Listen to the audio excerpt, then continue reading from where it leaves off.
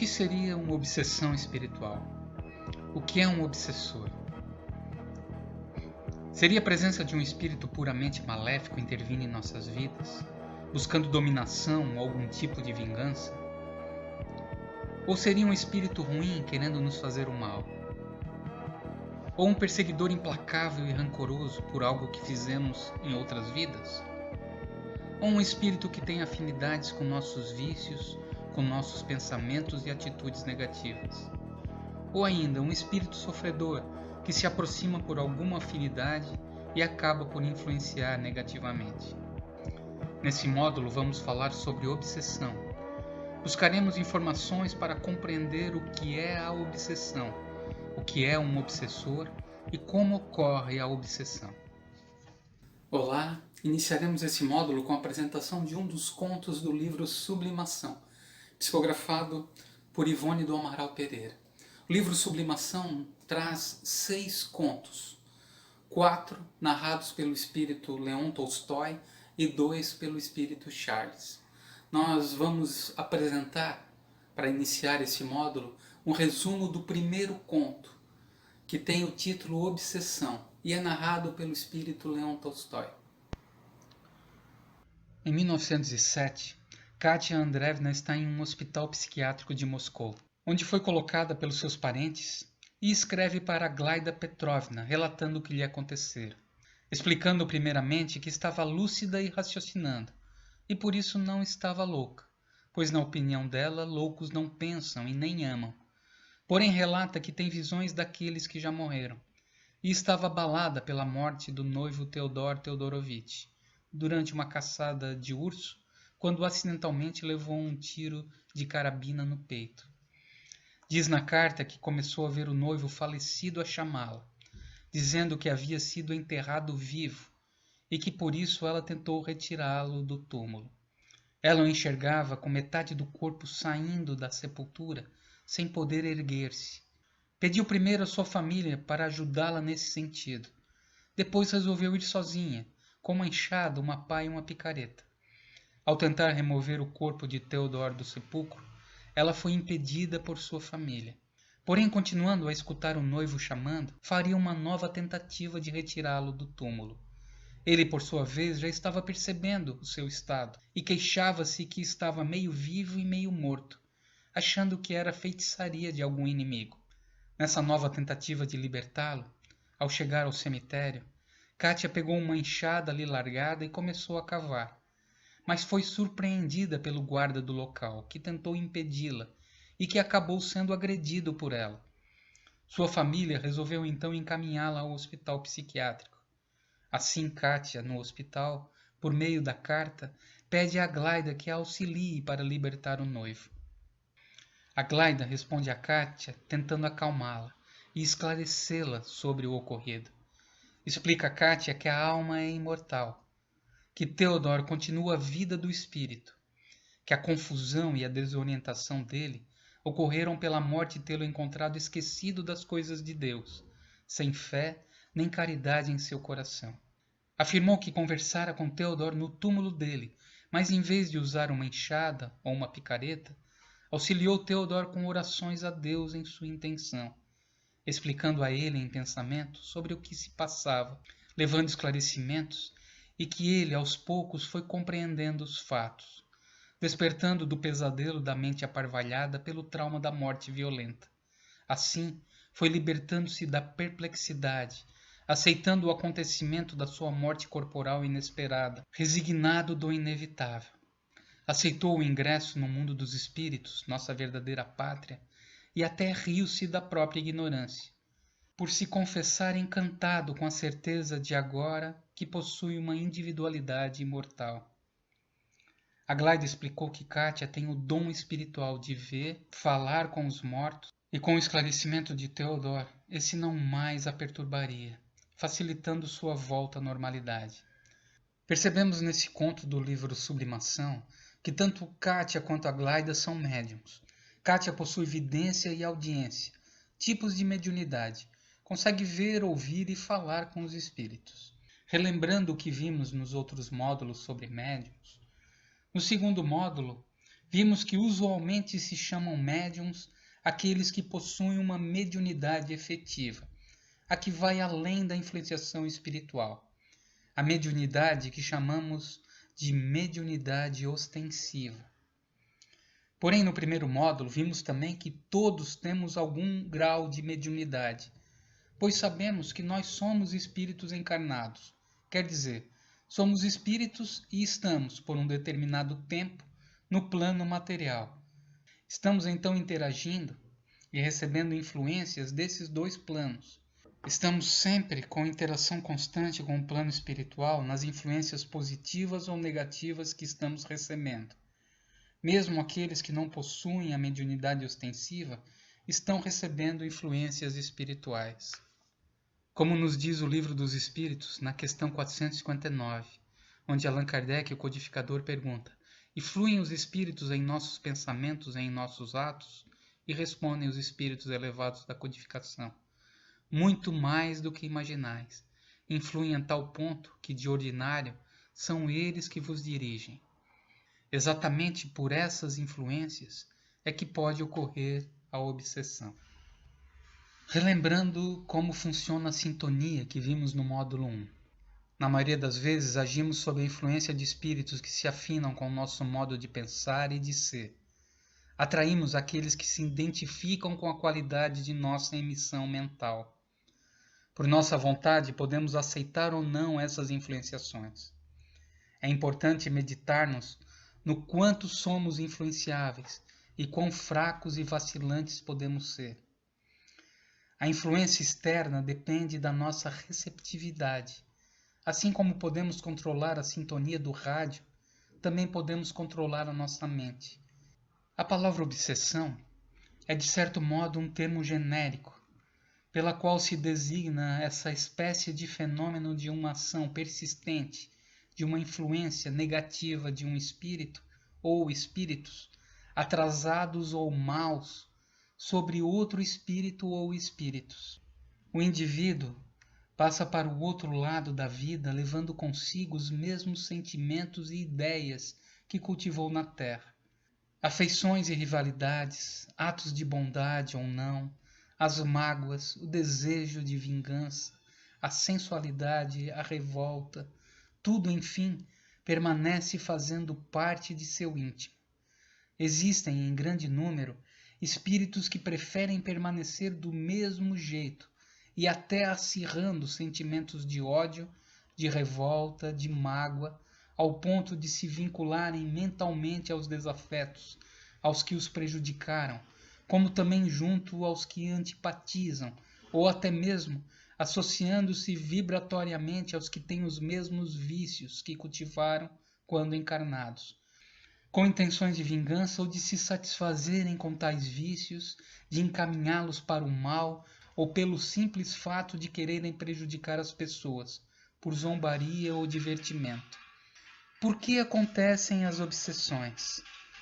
Pelas imperfeições morais que o ser humano traz, pelas dívidas do passado que o tornam vulnerável, fragilizado e sem condições de uma reação mais firme. Classificação das obsessões.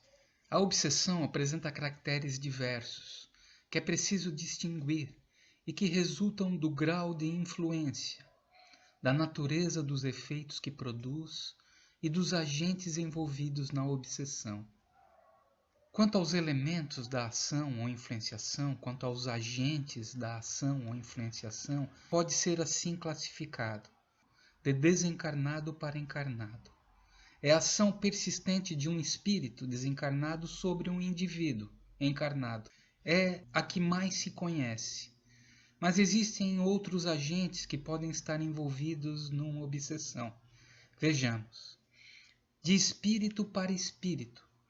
Ocorre quando, após o desencarne, um desencarnado é obrigado a cumprir tarefas para outro desencarnado. De pessoa para pessoa, ambos encarnados. Em situações da vida onde predomina a intolerância, a ingratidão, a incompreensão, entre familiares, entre chefes e empregados, entre colegas, até entre namorados pode ocorrer. esse tipo de obsessão. Pessoa, espírito encarnado para espírito desencarnado. Seria o caso de pessoas, por exemplo, que se lembram de desencarnados de forma negativa, como, por exemplo, herdeiros frustrados. Pode ocorrer a autoobsessão também, por doenças imaginárias ou por desejos impossíveis de se concretizar. A própria pessoa causa vários problemas a si mesma. Obsessão recíproca. Em alguns casos ocorre como uma simbiose, quando dois seres passam a viver em regime de comunhão de pensamentos e vibrações negativas. Em outros casos ocorre como dois espíritos emitindo pensamentos e vibrações negativas um ao outro.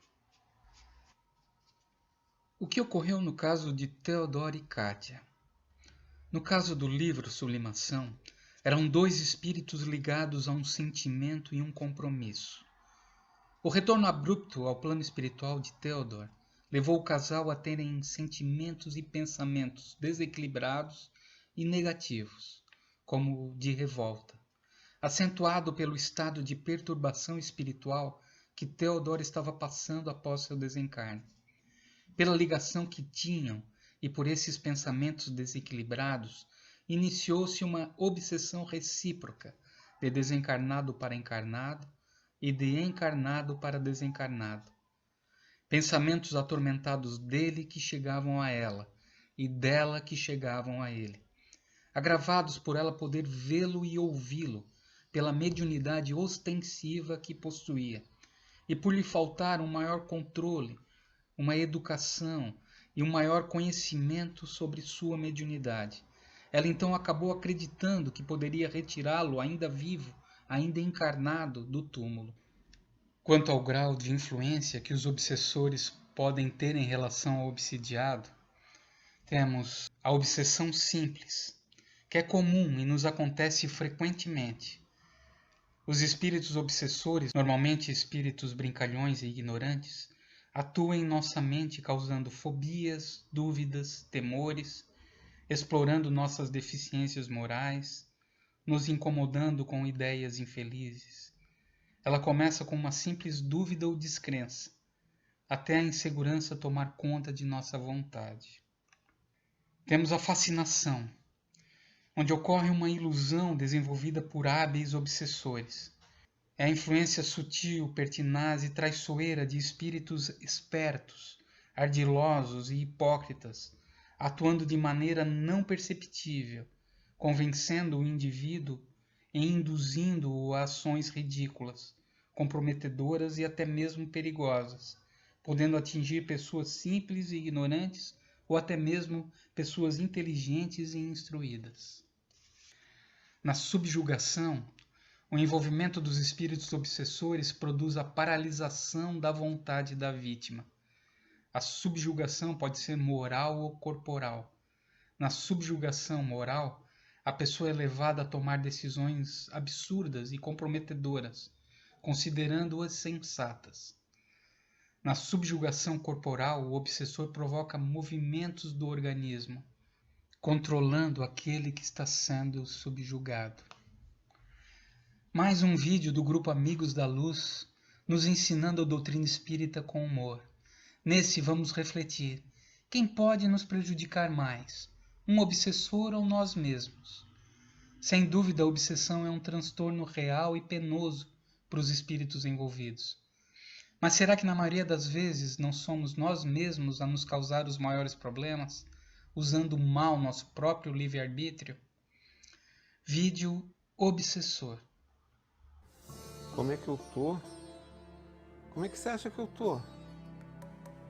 Tô mal, tô muito mal. Tô conseguindo fazer nada, tô fraco, uma angústia enorme, um vazio. Tudo que eu faço dá errado, eu não consigo terminar nada que eu começo a fazer. Eu acho que deve ter um espírito obsessor me perseguindo. Parou. Obsessor, sou eu. Mas você... Calma, Oswaldo, eu só vim aqui bater um papo rapidinho, trégua. Tá? É rápido, fica tranquilo. Mas, cara, o que eu te fiz pra você me perseguir? Isso é uma longa história, deixa pra lá. Eu te matei em outra vida ou alguma coisa assim? Não, matou não. Você me destruiu. Você destruiu minha família, morreu de fome por sua causa. Você era um fofo, um amorzinho de pessoa, né? Para de me atormentar, por favor, não aguento mais. Não, aí é que tá. Eu não consigo te atormentar. Quando eu penso em te atormentar, você já se prejudica sozinho. Hã? Eu fico só olhando, porque você é mestre em se dar mal sozinho, não preciso fazer nada. Então para de colocar a culpa em cima de mim de tudo de errado que te acontece, ok? Me deixa em paz, me larga. Quem é o obsessor aqui? Quem é que tá louco? Mas como assim? Por exemplo, Oswaldo, eu chego aqui de manhã pronto pra te obsidiar. Beleza, hoje vou perturbar o Oswaldo. Mas você já acorda o bicho, mal-humorado. Você já começa destratando tua filha, teu vizinho, o padeiro, o cachorro, o periquito, o papagaio. Oswaldo, eu já tentei fazer uma prece pra ver se alguém ilumina essa tua cabeça, mas nem os benfeitores espirituais conseguem chegar perto de você. Porque você é chato. É tão simples, basta você estar na tua, eu chego aqui, te obsidio, vou embora. Acabou. Desculpa. Você atrai uma multidão de obsessor aqui, Oswaldo. Eu tenho o direito de me vingar, eu tenho que chegar me acotovelando, porque é um monte de capeta que tem aqui dentro. Por sua culpa, você atrai. Oswaldo, bota uma coisa na sua cabeça. Cada palavra de ódio, de rancor, de autopiedade que sai dessa tua boca é uma pedra que você mesmo bota no seu caminho. Eu não tenho nada a ver com isso, entendeu? Vamos ter mais um pouquinho de equilíbrio? Vamos tentar? Um pouquinho para o Positivo fazer o trabalho dele, pode ser? Ok? Agora eu vou embora que eu não tô aqui pra ficar dando um conselho, não, tá? Isso é coisa de mentor e eu sou obsessor, ok? Eu sou mal. Desculpa.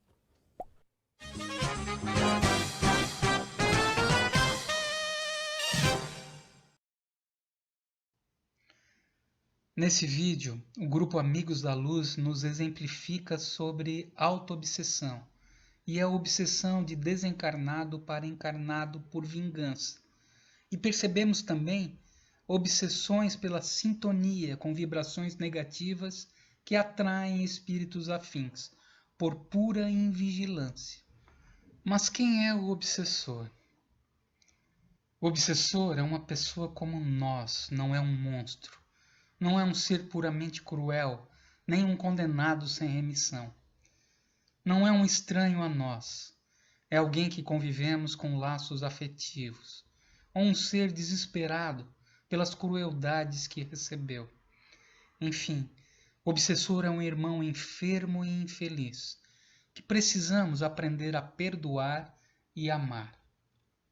Sabendo disso, vamos voltar à nossa reflexão lá do início. O obsessor pode ser um espírito puramente maléfico, intervindo em nossas vidas buscando dominação ou algum tipo de vingança? Percebemos que essa não é uma definição válida, pois não existe seres puramente maléficos, mas podem ser temporariamente maus, podem estar desequilibrados e pode sim, então, buscar intervir em nossas vidas buscando dominação e vingança. O obsessor pode ser um espírito ruim querendo nos fazer o mal, pode ser um espírito equivocado, sim, como vimos, e num período ruim, pela dor ou pelo ódio em seu coração, querendo fazer mal, tendo seu livre-arbítrio, mas sempre com possibilidade de se modificar e melhorar.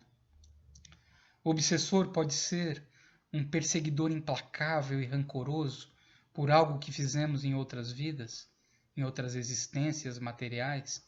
Sim, pode ser até aprendermos todos o valor do perdão, para nos perdoarmos mutuamente e buscarmos a reparação. O obsessor pode ser um espírito que tem afinidades com nossos vícios ou com nossos pensamentos e atitudes negativas.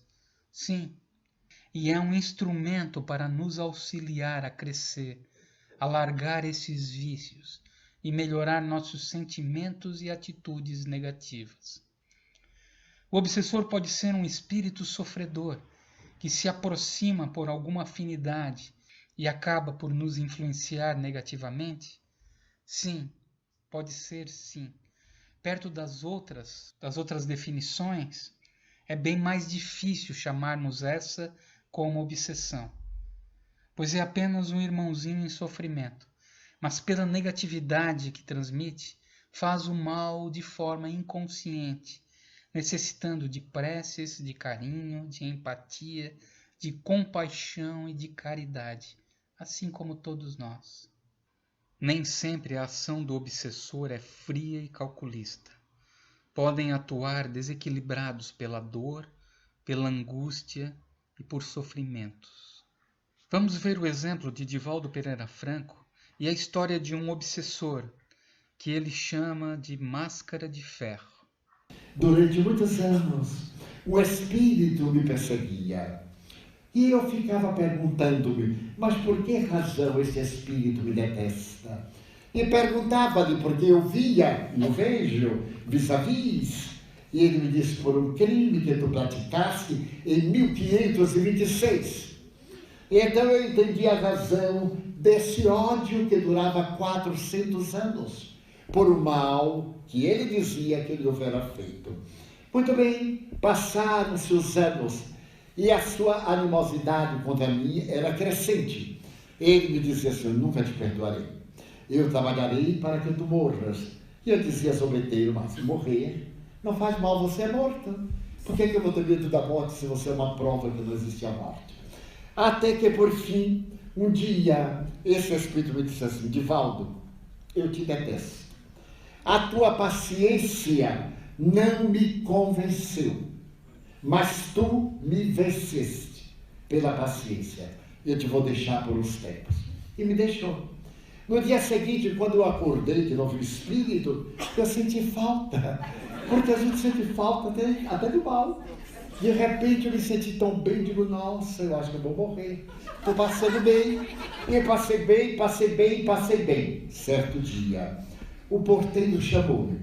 E eu fui ver. Se tratava de uma senhora afrodescendente com algo nos braços. Era um tecido muito sujo que cobria qualquer coisa. E ela tremia muito. Então ela me disse assim, seu Divaldo, eu estou aqui com minha filhinha morrendo. E eu vim pedir ao senhor para tomá-la, porque eu vou morrer de fome. E ela também. Então eu segurei-a.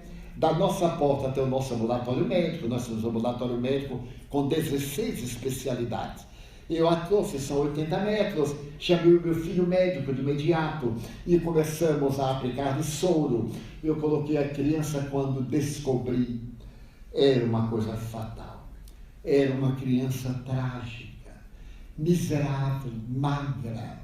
Eu vi a criancinha que tremia, resolvi atendê-la. Enquanto meu filho tomava conta da senhora, eu tomava conta da criancinha cantando. Eu tenho uma voz muito bonita. Quase que a criança morreu de susto.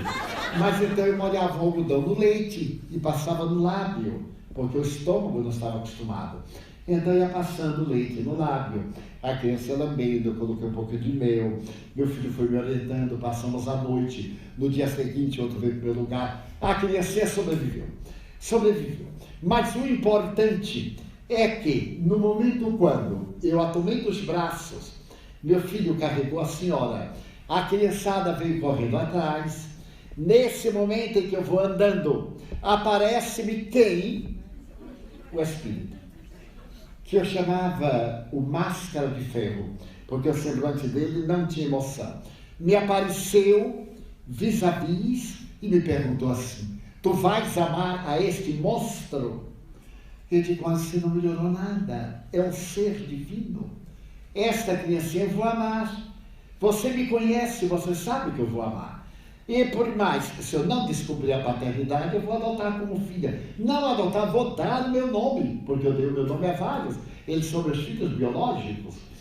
Ele me disse assim, mas tu não sabes quem é? Eu digo, não me interessa. Eu sei que é uma criatura humana.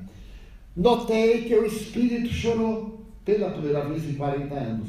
Pôs a mão no meu ombro e me disse assim, Divaldo, se tu a amares, eu te amarei. Porque esta que aí está é minha mãe. E minha mãe necessita de ti. Se tu a amares, eu te amarei. Veja a lei divina como é interessante. E então cuidei. O espírito inimigo tornou-se meu amigo. Percebemos que, com o tempo, mesmo observando com rancor, até um obsessor vingativo notará as mudanças em nosso modo de ser, de pensar e de agir. Invigilância. Momentos de invigilância. Nossos estados emocionais oscilam bastante. Para o desequilíbrio de nossas emoções, pequeninos nadas tornam-se agentes poderosos e fazem vacilar a nossa aparente serenidade interior. Nossas defesas podem ficar desguarnecidas nessas situações de revolta, de ódio, de ideias negativas de qualquer espécie, na depressão, na tristeza, no desânimo, no pessimismo, medo, ciúme, avareza, egoísmo, ociosidade, irritação, impaciência, maledicência, calúnia, desregramentos sexuais, vícios como fumo, álcool, tóxicos e assim por diante. Porém, um instante de medo, de revolta, de impaciência, um instante apenas de qualquer uma das situações acima, não significa que a pessoa esteja obsidiada, mas ocasião que poderá ser utilizada pelo obsessor. A obsessão é o pensamento a transitar e a sintonizar nessas faixas inferiores, nessa vibração inferior. Nós aprendemos na doutrina espírita que, na qualidade de espíritos imortais, nós travamos relacionamentos não só com as pessoas que podemos enxergar, com os chamados vivos, mas também com aqueles que já passaram para o outro lado da vida. Os espíritos, que somos nós mesmos, apenas com a diferença de que nós ainda temos um corpo e eles não. Como a vida é relacionamento, e como na base da vida estão as relações, cada um de nós relaciona-se com aqueles seres com os quais mantém uma sintonia. É uma espécie de rádio. Se você sintoniza numa estação, vai ouvir um determinado tipo de música. Se você muda a estação, ouve outro tipo de música. O problema é quando você sintoniza com seres, sejam eles encarnados ou desencarnados, que te fazem mal, que começam a intensificar os seus defeitos, que começam a intensificar as suas fraquezas e começam a trazer para o seu coração um sentimento de revolta para com Deus, para com as leis divinas, um sentimento de tristeza, de desânimo ou pior ainda, um sentimento de ódio, de rancor, de maldade, de violência. Nessa hora, cuidado, meu amigo. Você pode estar sendo vítima de você mesmo, porque nós somente atraímos aquelas pessoas que têm o que estão no nosso coração. Se você sente essas influências malévolas, não será possível afastá-las sem remover do seu coração essas dificuldades. É então mudando a maneira de pensar, mudando o sentimento, que nós vamos conseguir nos libertar dessas relações tão ruins, tão perniciosas para todos nós. É preciso confiar no bem, ainda que você se sinta injustiçado. É preciso acreditar no perdão, porque o perdão liberta, ao passo que o ódio escraviza. É preciso acreditar no bem, ainda que o bem, aparentemente, não traga recompensas imediatas. E é preciso acreditar que as dificuldades serão superadas com ternura, com firmeza, mas com ternura. O que podemos fazer, então? Sueli Caldas Schubert, no livro Obsessão e Desobsessão, nos diz que não é suficiente disciplinar o comportamento, não apenas aquelas nossas atitudes, mas somos responsáveis pela qualidade dos nossos pensamentos. Na qualidade do pensamento está a saúde ou a doença, a paz ou o desequilíbrio. É necessário, então, disciplinar as emoções, os sentimentos que qualificam os pensamentos e os pensamentos que defluem dessas emoções. É necessário disciplinar, então, sentimentos, emoções e os nossos pensamentos. A primeira providência, nos diz Sueli, será mudar a direção dos pensamentos. Isso só será possível mobilizando a vontade, como nós vimos no primeiro módulo. Na vontade está o controle que dirige a energia mental. A vontade é o comando geral de nossa existência. É a manifestação do ser, do seu livre-arbítrio. Vigiai e orai. Vigiemos nossos pensamentos. Observemos o que estamos pensando e busquemos, pela vontade, modificar o que estamos sentindo, as emoções, melhorá-las, para que assim melhoremos também nossos pensamentos. Nos diz o Livro dos Espíritos, na questão 909, o homem poderia sempre vencer suas más tendências pelos seus esforços? Pergunta Allan Kardec, codificador da doutrina. E os espíritos respondem, sim, e algumas vezes com pouco esforço. É a vontade que lhe falta. Muitas vezes o problema é que não queremos nos modificar. Falta vontade.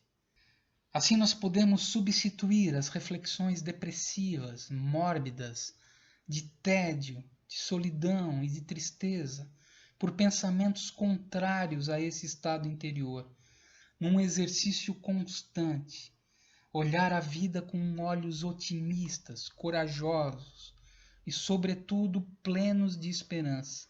E a melhor maneira de fazermos isso é pela prece, elevando nossos sentimentos e pensamentos, buscando a Deus, a Jesus e a espiritualidade amiga. É abrir as janelas da alma através da prece. Qual é o antídoto da obsessão? Nos diz Sueli Caldas Schubert também no livro Obsessão e Desobsessão que o amor, como Cristo ensinou, é o único antídoto da obsessão. Que a necessidade primordial do espírito é o amor, para se curar das enfermidades que o prejudicam. O amor é um antídoto porque nos possibilita a conquista daqueles a quem devemos e cicatriza as ulcerações em nosso mundo interior. É a melhor maneira de nos modificar, de modificar os pensamentos. É buscando o sentimento mais puro que existe, o amor.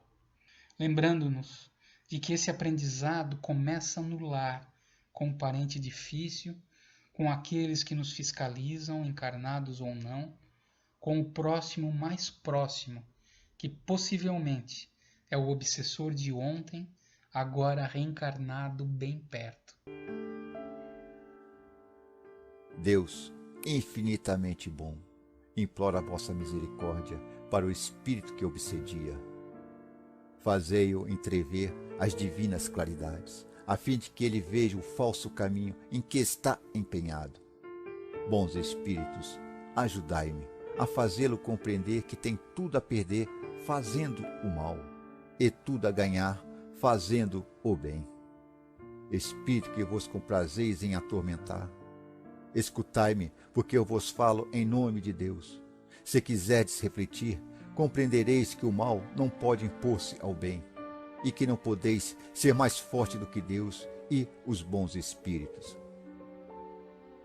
Eles poderiam preservar de todo golpe da vossa parte. Se não o fizeram, foi porque ele tinha uma prova a suportar. Mas, quando essa prova tiver acabado, vos tirarão toda a ação sobre ele. O mal que lhe tendes feito, em lugar de prejudicá-lo, servirá para o seu adiantamento, e com isso não será senão mais feliz. Assim, vossa maldade terá sido uma pura perda para vós, e reverterá contra vós. Deus, que é todo-poderoso, e os espíritos superiores, seus delegados, que são mais poderosos do que vós, poderão, pois, pôr fim a essa obsessão quando o quiserem, e vossa tenacidade se quebrará diante dessa suprema autoridade. Mas, pelo fato mesmo de que Deus é bom, Ele quer vos deixar o mérito de cessá-lo de vossa própria vontade. É uma moratória que vos é concedido, Se não aproveitais, sofrereis as suas deploráveis consequências. Grandes castigos e cruéis sofrimentos vos esperam. Sereis forçado a implorar a piedade e as preces da vossa vítima, que já vos perdoa e ora por vós, o que é um grande mérito aos olhos de Deus, e apressará a sua libertação. Refleti, pois, enquanto é tempo ainda, porque a justiça de Deus se abaterá sobre vós, como sobre todos os espíritos rebeldes. Pensai que o mal fazeis neste momento terá forçosamente um fim, enquanto que os persistis no vosso endurecimento. Vossos sofrimentos irão aumentando sem cessar. Quando estáveis sobre a terra, não teríamos achado estúpido sacrificar um grande bem por pequena satisfação de um momento? Ocorre o mesmo agora que sois espírito. Que ganhais com o que fazeis? O triste prazer de atormentar alguém, o que não vos impede de ser infeliz, o que quer que possais dizer, vos tornará mais infeliz ainda. Ao lado disso, vede o que perdeis, olhai os bons espíritos que vos cercam e vede se sua sorte não é preferível à vossa. A felicidade que eles gozam será vosso quinhão quando o quiserdes. O que é preciso para isso? Implorar a Deus e fazer o bem, em lugar de fazer o mal. Eu sei que não podeis vos transformar de repente, mas Deus não pede o impossível. O que Ele quer é a boa vontade. Experimentai, pois, e nós vos ajudaremos. Fazei com que logo possamos dizer por vós a prece pelos espíritos arrependidos, e não mais vos situar entre os maus espíritos, até que possais estar entre os bons. Que assim seja, graças a Deus. Muito obrigado. Encerramos aqui esse terceiro módulo. Nos encontramos em breve para o próximo módulo. Até breve.